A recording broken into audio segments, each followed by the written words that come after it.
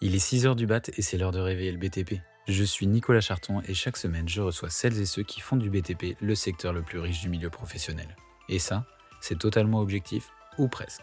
Alors si les sujets qui rythment l'actualité du secteur, la découverte de nouveaux métiers et en apprendre un peu plus sur le parcours de passionnés du bâtiment et des travaux publics t'intéressent, choisis ta boisson chaude préférée, installe-toi confortablement et profite de l'épisode qui va suivre. Bonjour à tous, il est 6 heures du mat et on se retrouve dans un nouvel épisode. Encore une fois, merci à tous d'être de plus en plus nombreux à réveiller le BTP. Sachez que le podcast est soutenu par Craft, l'appli de suivi de chantier qui a remplacé WhatsApp sur plus de 230 000 chantiers en Europe. Et aujourd'hui, pour ce nouvel épisode, je suis très content d'accueillir Richard Esteves ou RISTP, conducteur de travaux de métier, mais aussi l'objectif le plus affûté du TP. Salut Richard. Salut, ça va? Bah écoute, très bien. Ça fait depuis le 14 septembre 2024 que j'ai créé le dossier Richard Esteves dans mon ordi pour enregistrer avec toi. Donc ça fait pas mal de temps qu'on doit l'enregistrer cet épisode. Je suis content de le faire aujourd'hui. Merci d'être venu jusqu'à Paris, jusqu'au bureau de Craft, qui est aussi le partenaire de ce podcast qui nous permet d'enregistrer ici. Et avant de parler de plein de choses, on va parler chantier, on va parler photos, on va parler contenu et réseaux sociaux. Je vais te demander de te présenter. Qui es-tu, ton parcours et ton lien avec le BTP? Moi, c'est Richard Esteves, comme tu l'as dit. Mon parcours, j'ai un bac STI 2D, architecture et construction que j'ai fait à Évreux et après j'ai fait un DUT génie civil au Havre, avant d'avoir fait une licence, physique sciences de l'ingénieur et génie civil au Havre encore et une école d'ingénieur généraliste option génie civil. Tu t'es direct orienté vers une carrière dans les travaux publics, dans le bâtiment. Il n'y a pas Ouais, eu de moment où tu bah t'es dit: «Je veux faire autre chose». non, c'était avant. C'était avant encore, avant justement, mon bac, STI génie civil, j'étais plus parti dans l'informatique. Échec total OK. mon père était, dans les travaux publics et j'ai toujours baigné là-dedans et en fait, c'était juste, peut-être un métier que de base, je voulais un peu fuir ou, je voulais pas rentrer dedans parce que du coup c'était un peu obvious et au final, bah, ça m'a Ouais, réussi parce que quand je suis rentré en DUT, bah, tu es jamais j'en sorti, suis quoi. jamais sorti. Ouais. C'était un peu évident pour toi de choisir ça et tu voulais à la fois, le fuir parce que, il y avait aussi le côté, c'était le métier de mes parents, de mon père et j'avais Ouais, envie de faire autre chose, c'est ça? exactement et je voulais pas que ça soit, Ah tiens, il fait comme son père. exactement. Ouais. On a une entreprise, enfin, il y a une entreprise familiale qui est vraiment, bah, de ma famille qui était là-dedans, où mon père travaillait, où mon oncle travaillait, où tous mes cousins étaient et moi, je Ouais. voulais pas être vraiment, l'autre Estévez qui est dans cette boîte-là OK. et j'avais l'impression aussi que, bah, si j'allais dans ce métier-là et ben, j'allais être obligé d'y aller et moi, je voulais pas ça, je voulais c'est pas que je voulais pas être assimilé à cette boîte, c'est juste que je voulais pas être, l'autre qui rentre dans la boîte de tonton, quoi.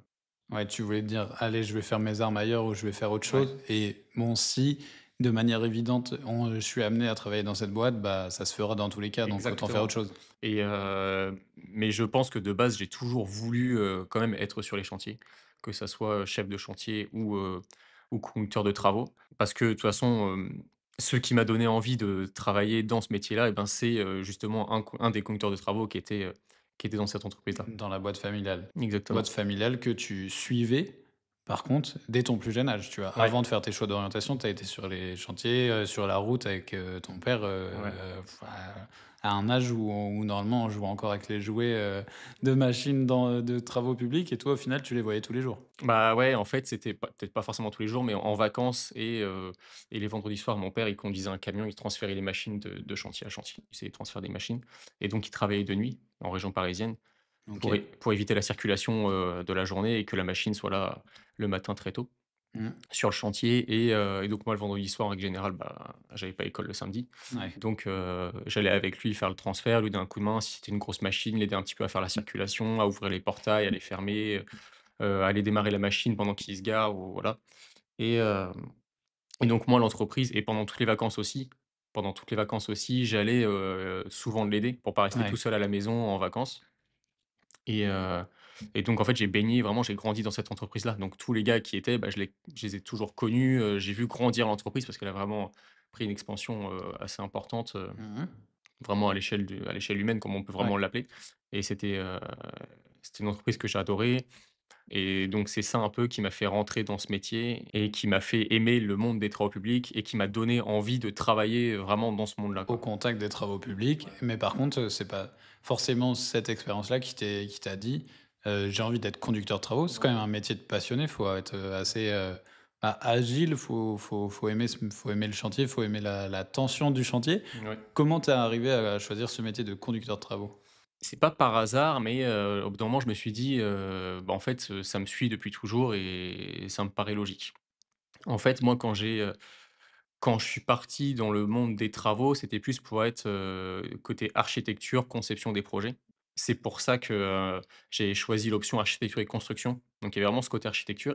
Quand j'étais dans mon bac, je m'entendais vraiment bien avec la conception des projets et vraiment ça me plaisait et j'ai eu des très, très bonnes notes, on va dire, en pendant le bac. Ouais, Et à la fin de l'année, je voulais faire, j'hésitais entre un BTS Travaux publics et un DUT Génie civil. OK, Hem Et il y a un de mes professeurs qui m'a répondu que, qu'il me voyait plus en DUT parce que hem, j'avais plus la compétence. les compétences, voilà, d'aller plus haut que le métier du chef de chantier, que de base, j'hésitais entre le métier de chef de chantier et le métier de conducteur de travaux. Il m'avait tout simplement dit aussi que dans tous les cas, bah, qui peut le plus peut le moins, donc même si tu as un Ouais, diplôme d'ingénieur, rien ne n'empêche de rester chef de chantier. Donc je suis parti en DUT.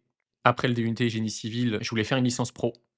Assez compliqué de trouver un employé, du coup, bah, j'ai le temps était ouais, écoulé et j'ai pas trouvé. Donc j'ai fait OK, une licence en formation initiale, OK, donc une licence 3 au Havre, donc ça reste dans le même format et la licence 3 m'a permis, d'assimiler énormément plus de compétences, d'un point de vue, calcul des structures, donc ouais. voilà, c'était super intéressant.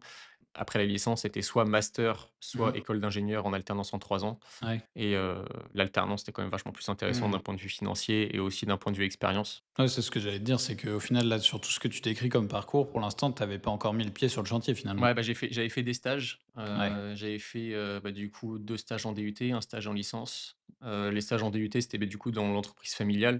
Donc j'avais fait un stage en tant qu'assistant chef de chantier et puis après, il m'avait gardé un mois en tant qu'aide-maîtreur OK. pour les vacances.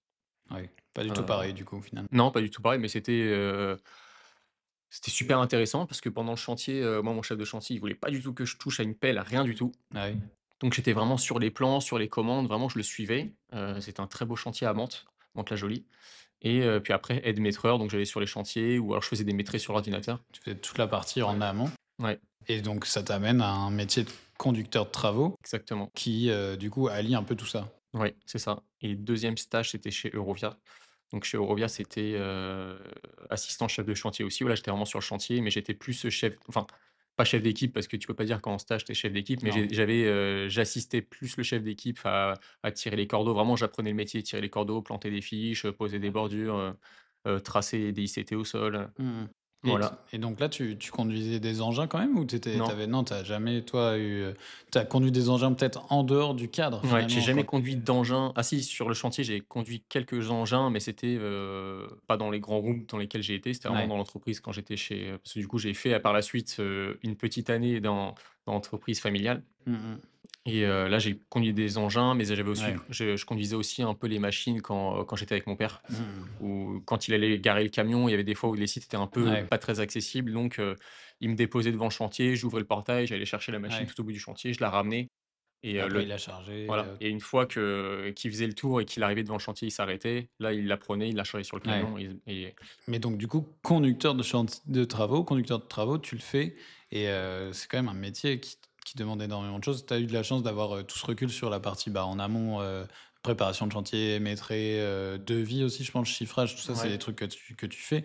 oui. Est-ce que tu arriverais à décrire rapidement le métier de conducteur de travaux? Est-ce que c'est juste piloter un chantier ou est-ce que c'est bien plus que ça et est-ce qu'on n'a pas forcément idée de tout ce que ça implique être conducteur de travaux? C'est tellement vaste et pour avoir fait plusieurs entreprises, dernièrement surtout parce que j'étais consultant, donc c'est de la presta.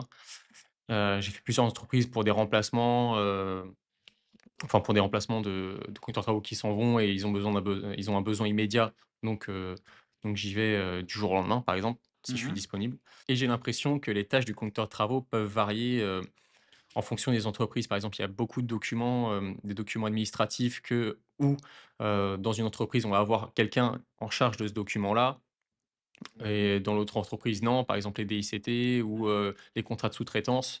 Dans certaines entreprises, ça va être, l'assistante exploitation qui va le faire. Dans une entreprise, il y a une assistante exploitation, mais elle va pas le faire parce Ouais. qu'elle a pas été formée, parce qu'elle veut pas ou parce que Sur fiche de poste ou dans son. ouais, puis même des fois, depuis le début de l'entreprise, ça a toujours été le conducteur de travaux à le faire, donc c'est lui qui le fait tout le temps. Ouais. Donc on va parler rapidement enfin, Non, c'est vraiment vaste comme tu dis, voilà, c'est mais c'est vaste, mais après il y a toute la partie, suivi de chantier et toute la partie préparation de chantier qui est pour moi la plus importante et c'est celle que j'ai le moins appris malheureusement. mmh, Celle qu'on apprend sur le tas parce qu'au bah final on oui. nous apprend, comment fonctionne un chantier, mais pas comment le préparer. J'ai bien vu la différence surtout dans mes dernières missions là où, où on m'a laissé le temps de préparer les chantiers et c'est là, j'ai vu la différence. Alors que dans mes premières missions, j'arrivais parce qu'il y avait un conducteur de travaux qui avait fait un burn-out, qui était Ouais. parti ou qui avait démissionné tout simplement depuis des mois et puis l'entreprise n'avait pas prévu son départ, pas anticipé, qu'au final, ils allaient mettre du temps forcément à trouver un autre conducteur de travaux et donc on m'appelle au dernier moment. Enfin, on appelle mon entreprise, j'étais disponible, j'y suis allé, le chantier est en cours depuis 3 mois. Personne ne sait ce qui s'est passé parce que le gars est parti. Donc moi, je dois savoir ce qui s'est passé, je dois apprendre les codes de l'entreprise, les logiciels de l'entreprise et je dois être effectif la semaine d'après parce qu'on a réunion de chantier. Ouais, et mais c'est ce que j'ai appris, tu vois, moi, avec le temps, à force de discuter avec des gens sur les chantiers, à force de voir, différents métiers. Le métier de conducteur de travaux, il s'appelle conducteur de travaux, mais je pense que si tu prends 100 boîtes, tu prends 100 conducteurs de travaux de chaque boîte, bah, ils ont pas le même métier finalement. Bah, dans la globalité, tu gères quand même des travaux, tu gères ton budget, ton planning, Ouais, mais après tout ce qu'il y a autour et ben, voilà, ça peut être différent. J'ai vu des conducteurs de travaux quand j'étais par exemple dans la boîte familiale, j'étais conducteur de travaux, mais le matin, j'allais sur les chantiers pour aider la préparation avec mes chefs de chantier. J'implantais avec eux, on parlait des plans, on faisait les commandes et l'après-midi, j'allais au bureau pour retracer les plans, pour les retravailler tout simplement parce qu'on n'avait pas de dessinateur, pour ouais, faire ça ou qu'il avait pas le temps et qu'il était sur d'autres projets. Et hem et donc c'est un métier assez complet mais par contre dans cette phase-là, enfin à ce moment-là et ben, je gérais moins tout ce qui était préparation de chantier. Donc si le client me demandait un planning, j'allais lui envoyer. S'il me demandait pas, bah, voilà, je le faisais pour moi rapidement pour savoir quand le chantier allait terminer, pour savoir quand l'appel était ouais. dispo ou que l'équipe allait être disponible, pour savoir à partir de quand on allait devoir replacer l'équipe. Mais c'était vraiment en interne. Et comment tu le gères toi, tu vois, dans un quotidien de conducteur de travaux avec le chantier, tout ce qu'il y a à gérer? Comment tu gères cette polyvalence? Parce que du coup, il faut aussi pouvoir organiser, ton temps sur tous ces aspects-là, tu vois? Tu peux pas être focus, toute une semaine sur la préparation. Il faut aussi que tu gères les équipes sur place, le chantier, comment il avance, ton Bah, planning. en règle générale, on a plusieurs chantiers en même temps. Si tu as un peu de chance, tu Mmh. as qu'un seul chantier en prépa, donc là, c'est royal. Ouais. C'est quasi impossible. Hem, Mmh. Quand tu as réussi à préparer ton chantier qui est en cours et que tu as une autre préparation, ça va. Parce que du coup, ton chef de Ouais. chantier passe le soir, vous parlez un peu de ce qui s'est passé, tu vois ce qu'il a à faire le reste de la semaine, ce qu'il a fait aujourd'hui. C'est, heu, c'est cool. Ou alors même pendant la journée, il t'envoie les photos sur Craft, par exemple, tu discutes avec lui sur le Ouais. logiciel. Franchement, c'est super intéressant, mais si vraiment, ton chantier il a démarré le lundi, tu es arrivé le lundi et que tu dois faire toute ta prépa en même temps, l'avancement, c'est déjà arrivé, hein. Mmh. Ou toi, Ouais, tu es bah, même pas oui. arrivé dans l'entreprise, ils ont déjà géré, le début du démarrage, sans toi. Le premier Ouais. jour, c'est tu mets les barrières, tu mets la base vie, tu traces les DICT au Ouais. sol, tu commences à implanter le chantier, tu as déjà l'appel sur chantier, hein et toi, tu arrives, on te présente les gars, le chauffeur de pelle, le conducteur d'engin, le chef de chantier, le Ouais. chef d'équipe, les 2 maçons et on te dit: «Bah, voilà, ça, c'est ton équipe, ça, c'est ton chantier, tu vas faire ça, ça, ça, je te montre les plans tout à l'heure», quoi. C'est un métier qui nécessite beaucoup de concentration, de focus et de polyvalence. La polyvalence, c'est un peu ce qui nous a amenés à se rencontrer quand Ouais. même, parce que du coup, moi, je te connaissais pas en tant que conducteur de travaux, mais en tant que RISTP, le compte que tu as choisi d'animer sur Instagram, qui montre les plus belles photos des travaux publics, l'objectif le plus affûté du TP, comme j'ai pu introduire l'épisode. Comment tu es arrivé à aimer photographier ce secteur, tu vois? Aimer photographier le BTP plutôt que de aimer le vivre puisque tu le vivais déjà au quotidien, mais le mettre en valeur par la photo, c'était quelque chose qui t'importait? Qu'est-ce que tu aimes photographier dans le secteur? Bah, je sais pas. OK. C'est honnête, c'est honnête. Non, en fait, j'aime tout, j'aime l'ambiance que ça donne. En fait, c'est comme tout, quand toi tu prends une photo sur ton téléphone et ben, cette photo, il y a des photos qui servent à rien, mais il y a des photos qui racontent une Ouais, histoire, qui racontent un moment de vie et moi, c'était un peu ça. Genre, j'allais avec mon père, j'avais un iPhone, 3GS à l'époque, bah, je prenais une photo et puis elle restait dans mon téléphone. Puis un jour, j'ai ouvert un compte Insta, j'ai mis la photo, puis j'ai mis une deuxième pour les voir, enfin juste pour, me souvenir qu'elles ont existé en fait ces OK. photos, que ces moments-là, bon il y avait ce chantier-là et en ré avant mes photos c'était le camion de mon père avec une machine dessus. Ouais, Où j'arrivais, c'était surtout les chantiers, ouais, sur lesquels j'allais avec mon père. Donc une machine sur ce chantier-là. ouais, Si tu regardes au tout début, c'était en 2015 et au fur et à mesure du temps, il y a des gens qui venaient me parler sur Instagram, qui s'abonnaient, qui ouais. venaient me parler et en fait, c'est super marrant parce qu'ils me disaient: «Ah cette machine, je l'ai vue à tel endroit. Ah ouais, bah, tu connais machin» Ah oui. et hem et du coup, bah, j'ai continué. J'ai eu une petite pause, peut-être de 6 7 mois à un moment donné parce que j'étais en études et j'allais plus trop sur les chantiers, donc forcément j'avais plus de contenu Mmh. et puis j'ai repris et hem et en fait, c'est ça la photo, ça vient de mon 3GS quoi. Ouais. Après c'était à l'iPhone 5, après c'était à l'iPhone Ah, c'est 6. les souvenirs, Après quoi. après je me suis acheté un appareil Ouais, photo que j'emmène rarement sur les chantiers, très rarement. Des fois je l'ai dans la voiture, mais je le sors pas, ouais. la plupart du temps même Mmh.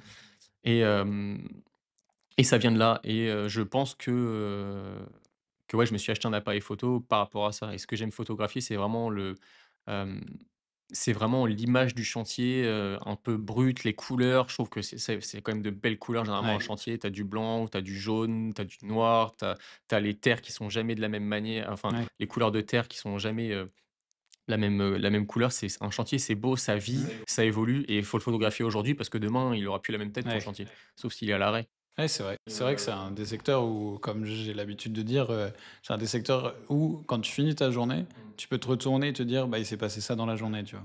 Et ça m'amène sur ma question de tu vois, moi, j'aime bien prendre, maintenant prendre des photos des machines, hein, bien sûr, des et cetera. Et je me demande, tu vois, comment on fait une belle photo de chantier? C'est quoi la composition que tu cherches quand tu fais une photo, que ce soit, bah, d'une machine ou d'un chantier? Qu'est-ce que tu cherches à mettre dans ton champ qui raconte une histoire? Parce que des fois, la machine, elle est pas forcément en mouvement, tu vois? Il y a des très Ouais. belles photos que tu as prises sur des salons où les machines, elles sont juste en exposition, mais on a l'impression qu'il y a quelque chose, tu vois? Derrière, tu arrives à raconter quelque chose. Comment tu composes une photo de chantier? Ça dépend s'il y a quelque chose, enfin, ça tout va des compositions, bah, il y a les règles de composition un peu les règles de composition un peu basiques, Ouais. que tout photographe connaît, la règle des tiers, voilà. Mmh. En règle générale, j'essaie quand même de suivre un peu la règle des tiers, OK. si tu veux parler un peu photographie Ouais. et après, bah, s'il y a un élément qui est moche derrière, bah, je vais essayer de le cacher par la machine ou je vais essayer de trouver un angle un peu sympa pour mettre en valeur la machine, pour avoir l'impression qu'elle soit plus grande. Je vais regarder le soleil forcément. Après si c'est vraiment une photo de chantier, bah, je prends ce qui vient et puis voilà, bah, de toute façon, il y a Mmh. pas de meilleure photo que la photo que tu prends. Ouais. La photo instinctive, tu vois? Pas Ouais forcément, préparée. et des fois, c'est tout bête, mais je passe devant la machine, je dis: «Oh, elle est bien cet angle-là». Hop, je me mets comme ça, je prends Ouais, la ouais. photo. Bah, tu sais, c'est ce qu'on dit, souvent, hein, c'est qu'au final, ce qui fait la beauté de la photo, c'est pas, le sujet, c'est, le regard du photographe, final. Ouais. C'est le sujet dans le regard qui, Mmh. donne, qui met en valeur, l'objet. Regarde, enfin, tu vois, pour des gens qui sont pas passionnés, mais qui aiment bien la photo, une machine de chantier, ça peut être juste une machine de chantier. Mais Ouais, bah, c'est ça. dans un environnement particulier, tu vois, par exemple, bah, quand tu es dans, une carrière ou un truc comme ça et que tu vois Ou dans les une montagnes, les pelles araignées dans les montagnes, c'est incroyable. J'aimerais tellement y aller. Ou une carrière, tu as l'impression que la pelle, elle fait 150 tonnes, tu as l'impression qu'elle est toute bah, ouais, petite. ouais et même, tu vois, les grosses pelles de démol, enfin, quand, je pense à notre, ami commun Valentin qui conduit une pelle de démol et qui démole des immenses bâtiments, bah, tu vois, quand elle est en action et que tu shootes le moment où, bah, il envoie un grand coup de pelle dans un mur, enfin, c'est incroyable, tu vois? Il se passe des vraies choses. Il y a des vraies choses qui transparaissent de ce genre de moment, mais donc du coup, c'est un souci vraiment c'est vraiment très subjectif, quoi, la photo. Ouais, non, mais c'est sûr. Après, moi, il y a beaucoup de photos, je pense que il y a beaucoup de monde qui tombe sur mon compte Instagram qui se disent: «Bah, on s'en fout de ces photos», tu vois? Ouais, mais On s'en fiche peut-être complètement. Mais moi, c'est des photos qui racontent un moment ouais. dans ma vie où j'ai été, chaque photo, je pense qu'il y a très peu de photos sur mon Instagram où je me rappelle plus où elles Ah étaient, OK, ouais, ça, c'est où pas je les ai mal. prises. Ça arrive, hein, forcément, tu en as Mmh pris tellement, mh. Mmh. Et ça, Ça, par exemple, tu le décris des fois? C'est rare que tu vois, je pense en même temps qu'on enregistre, mais c'est rare que tu décrives, tu vois, le souvenir. Tu devrais presque limite, genre chaque photo décrire ton souvenir. Ça Ouais, c'est rendrait vrai. encore plus forte la photo. Les gens, ils se doutent pas. Je me souviens qu'une fois, j'avais posté une photo pour, illustrer un épisode qu'on avait fait avec Kobelco, je crois. Et Ouais. tu avais dit ou enfin bref, une photo de que j'avais prise sur ton compte, hein, bien évidemment, sans mettre le copyright, bien évidemment, puisque je l'avais téléchargé de manière border. Mais je l'avais mis sur un post LinkedIn et tu m'as dit: «Mais putain, incroyable que tu avais choisi cette photo parce que tant tu avais Ouais. raconté l'histoire» et en fait, bah, tu vois, c'est ce que tu dis. Toi, tu vas avoir le souvenir, l'histoire et les gens, ils vont avoir l'émotion de genre la beauté de l'image et cetera. Et en plus, cette photo-là, je crois qu'elle a été prise à l'iPhone 6. Ouais, truc de fou. C'était une très vieille photo que tu as Je ressortie, pense que elle avait peut-être 10 ans la photo. je mettrai ça en description de l'épisode, cette photo qui est assez cool. Mais, heu, mais c'est vrai qu'à ce côté-là, je pense que toi, comme tu dis, tu te souviens de chaque photo, comme moi, tu vois, par exemple, enfin, bon, là, j'ai fait plus d'une centaine d'épisodes. Je pense que j'arrive encore à me souvenir de chacun des épisodes et raconter, tu vois, des coulisses et tout. C'est toujours hyper important. Donc, je pense que, tu vois, dans les petites choses que tu pourras ajouter au contenu photo, c'est ça, tu vois, tu peux ajouter le souvenir derrière. Ça pourrait être hyper intéressant. Surtout que maintenant, des souvenirs, tu vas en créer des nouveaux puisque Ouais. bah, tu as co-créé avec Julien et Tony un média qui s'appelle Dirt, avec la même ambition que j'avais au début, moi, de 6 heures du mat, de créer un média qui redore l'image des métiers du BTP. Pourquoi vous avez décidé de créer ce média et pourquoi vous vous êtes rassemblés tous les trois? Parce que vous avez tous les trois un profil complètement différent finalement. Ouais, on a tous un profil différent. Julien est plus dans le BTP, il a une ancienne carrière dans le forage, et surtout lui, c'est communication, production. Ouais, En fait, il nous apporte surtout cette casquette-là ok. et avec, Tony qui est un ancien conducteur d'engin. Mhm. Heu, voilà, donc en fait, on est complémentaires sur le fait qu'on a 3 différentes visions des travaux, Ok, du monde de la construction et en fait, il y a, pour revenir vraiment à la genèse du projet, c'est que, vraiment la genèse de la genèse. mhm. On parlait même pas encore de Dirt, mais on parlait d'un autre projet avec, Tony, où vraiment ça fait peut-être 2 ans et demi, où on avait imaginé ce même projet, un peu moins poussé Ok, et on n'a jamais pris le temps de le faire. Donc tout ce qu'on a, c'est des idées, ouais, c'est de grandes idées sur des papiers. J'avais commencé à faire les logos, j'avais commencé à faire, vraiment l'image un peu l'image de marque et les grandes lignes du projet, vraiment ce qu'on voulait faire, d'un point de vue vidéo, d'un point de vue, ouais, création et on a rencontré, Julien l'année dernière, qui nous a raconté, son histoire et qui nous a raconté, son idée de projet, qui était la même que la nôtre ok. et on s'est dit, «Bah, let's go, on y va tous les 3. Mhm. On a eu la même idée, pas forcément au même moment, lui, si plus ou moins au même moment, mais sans le savoir Mhm. et on s'est dit: «Bah, on y va tous les 3. On a chacun notre patte à apporter là-dedans. Ouais. Nous avec, Tony, avec Anthony, donc Radio TP, Mhm. on connaissait quand même on commençait à connaître du monde sur les réseaux, que ça soit des marques, grâce aux différents événements auxquels on avait pu participer et Julien connaissait un peu moins de monde, mais lui, il nous apporte vraiment la touche artistique, la touche, storytelling, production, ouais. Professionnel. Ouais, professionnel, Mmh. exactement. Ouais, parce que du coup, vous êtes, quand même bien trouvés sur cette discipline-là. Vous avez 3 disciplines différentes, Oui, 3 expériences du secteur différentes. Mais par contre, vous avez tous les 3 été sur chantier. Ça, c'est un truc qui vous relie aussi. oui, exactement. À des moments différents de vos carrières en plus et à des fonctions différentes. Tu vois? Tony a été conducteur d'engin très, très longtemps, Oui, ce qui a fait aussi, qu'il a, bah, eu une bonne activité sur les réseaux. C'est ça qui l'a lancé vraiment sur les réseaux, c'était son métier de conducteur d'engin. Toi, c'est, ton métier de conducteur de travaux plus la photo et Julien, c'était vraiment lui, il était dans la prod et il bossait pour des boîtes déjà du bâtiment et des travaux publics sur ces ouais, sujets-là, quoi. exactement. Et ça, vous vous êtes rassemblés sur une étiquette qui s'appelle Dirt et qui Oui, fait à la fois de l'interview, du vlog, de l'événementiel. Enfin, événementiel, vous créez pas des événements, mais vous vous rendez sur des événements, c'est ça? ouais, on met en avant des événements, dans les travaux publics pour l'instant. On aimerait faire, dans le BTP, c'est pour ça que le média s'appelle Dirt, Ok. BTP. Donc toi, tu dis, pour le bâtiment, tu dis BTP et pour les travaux publics, tu dis travaux publics, alors que tu pourrais juste dire bâtiment et travaux publics finalement. Exactement et en fait, j'ai énormément de mal avec ça Ah, parce que pour moi, quand on me dit BTP, c'est le bâtiment. et ben, c'est le Et bah moi bâtiment. aussi, c'était ça aussi. Et je me dis, pourquoi tout le monde dit BTP alors qu'il pourrait dire bâtiment et travaux publics. Et par contre, t'as personne qui dit le B, tu vois. Juste Oui, le B. Oui, parce que nous, on est dans les travaux publics. Mais t'as pas des gens qui disent le B? Exactement. Dans la construction ou dans le bâtiment et travaux publics et je sais pas, c'est parce qu'on est question d'habitude, je suis dans les TP. Je suis dans le TP, je suis dans Et c'est vrai que ça serait bizarre de dire: «Bah, je suis dans le B moi». Je suis dans le B. Non, non, je suis dans le je suis BTP, je dans le suis dans le BAT. bâtiment, tu vois? Tu dis: «Tu dans le bâtiment». Bref, ça, c'est une petite apostrophe, orthographe, langue française qu'on fait, sur, l'épisode, mais c'était hyper important, je trouvais, de mettre en avant, vous, votre média, qui est quand même assez cool. On a vu à Boma le premier, enfin, je sais pas quand est-ce que cet épisode sortira, mais il y a déjà des vlogs. On a fait les interviews parce que c'est aujourd'hui, ce qui est le plus entre guillemets, c'est ce qui est le plus simple à faire et là, on a grâce à la Boba, on a pu tourner quelques vlogs. Enfin, il y a un vlog qui est sorti, il y a une vidéo qui est en production qui va sortir, Mmh.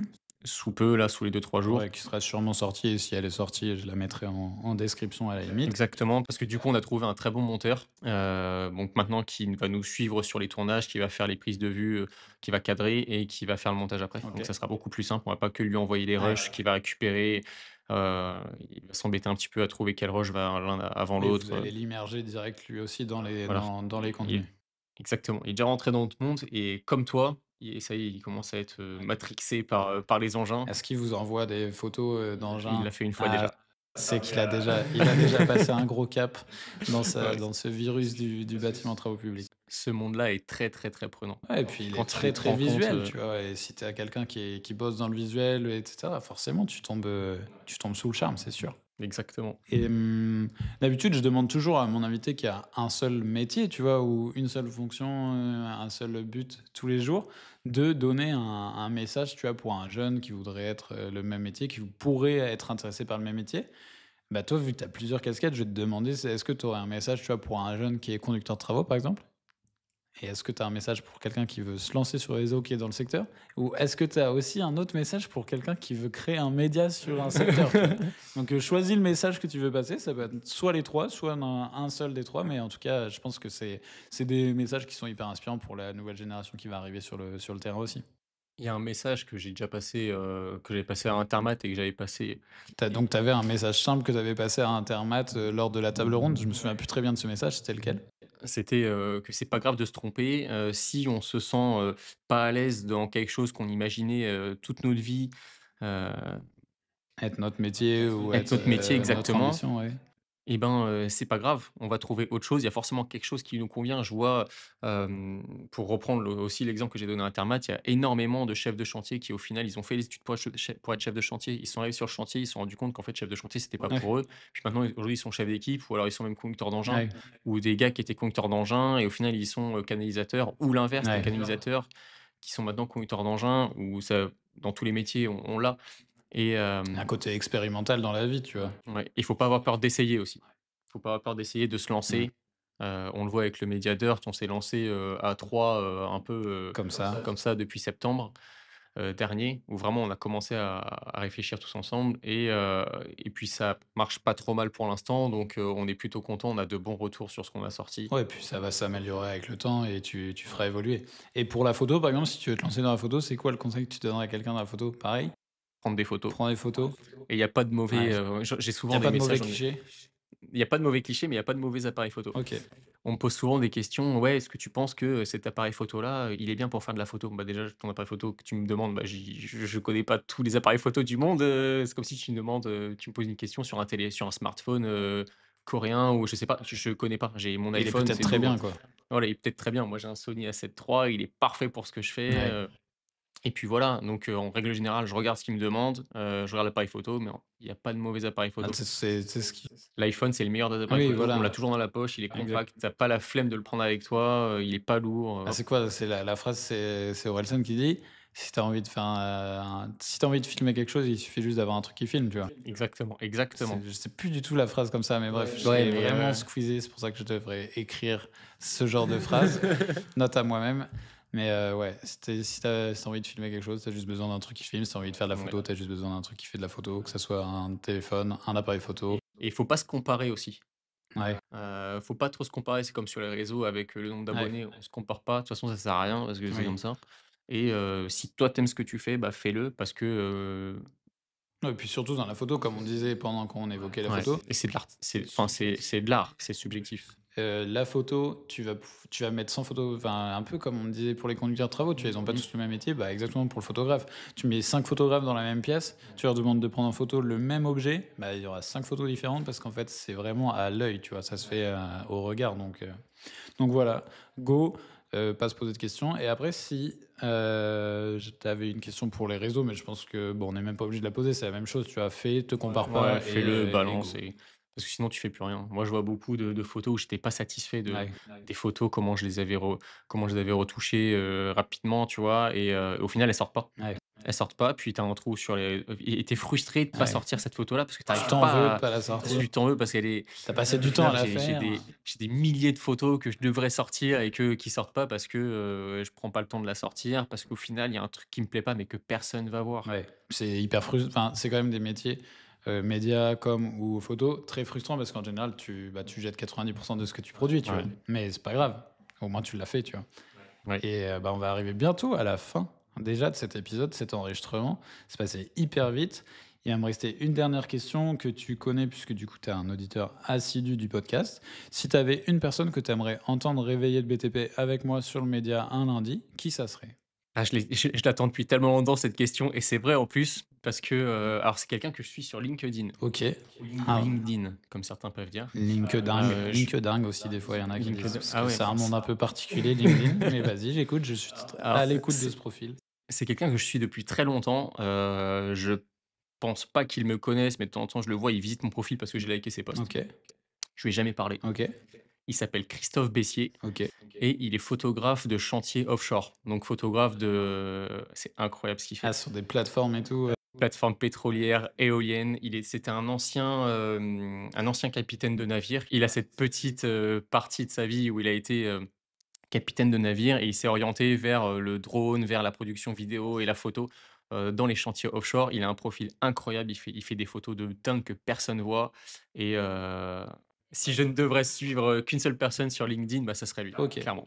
Christophe Bessier. Christophe Bessier, bah écoute, au moment de la sortie de l'épisode, je le taguerai du coup sur LinkedIn et sur Instagram, puisqu'il est sur les deux peut-être. Enfin, plus sur LinkedIn du coup. Instagram, j'ai jamais cherché et je suis tellement, ouais, pour moi, c'est Ok. LinkedIn, Bah, de toute façon, il verra une identification sur le podcast sur LinkedIn et puis ce sera l'occasion de reparler photo. C'est pas la première fois qu'on parle photo sur non. le podcast. C'est quand même comme je le dis, un secteur qui est très visuel. Donc, on va parler aussi avec ceux qui le mettent en valeur. Donc, merci Richard d'être venu en parler aussi bien ce matin. J'espère que tu as passé un bon moment et puis que c'était un plaisir pour toi de réveiller le BTP ce matin. Bah, c'était un très, très grand plaisir. En plus, on s'est retrouvés chez Craft et l'équipe, elle est incroyable, donc on a eu un superbe accueil. Comme d'habitude avec toi, c'est toujours très, très cool de se revoir et parce qu'on ne se connaît pas que depuis ce matin. Oui, C'est c'est ça qui vrai. est incroyable C'est et vrai. On a mis un peu de temps à l'enregistrer cet épisode, mais ça y est, tu vois, on l'a ouais, fait. On a réussi à le faire. Trop bien. Donc, je vais pouvoir mettre à jour ce dossier du 14 septembre 2024. Et ouais. j'espère que vous avez tous passé un bon moment ce matin à écouter notre échange avec Richard. Et puis, dans tous les cas, on se retrouve très très vite pour réveiller de nouveau le BTP.